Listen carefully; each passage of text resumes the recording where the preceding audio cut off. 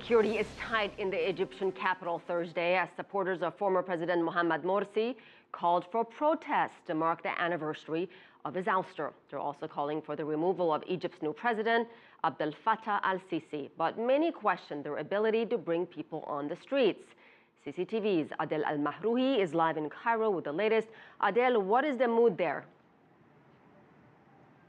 Well, there are, after about a couple of hours of quietness in the Egyptian streets and after security forces send a very strong message saying that it will not tolerate protests, whether it be from Morsi supporters or for any other cause, without issuing a permit, has stormed in just maybe after 10 minutes of each rally has been organized, each with few dozens of Morsi supporters, and have stormed the rallies and managed to disperse them right away. Morsi supporters says that clashes have erupted between both sides, and accordingly one protester was killed. But so far we have no official confirmation from the health ministry about that. But there have been several injuries due to the clashes between both sides. The police forces were using tear gas and shotguns while the protesters were responding. There has been some reports that some of the reporters have been also responding with shotguns against the police forces.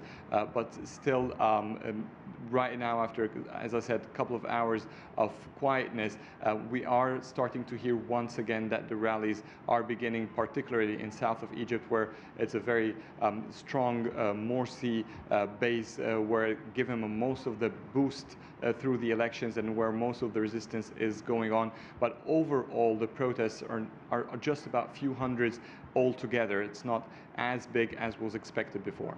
Adel, when you talk to ordinary Egyptians, what are the thoughts on the Muslim Brotherhood? Does this group still have a strong base?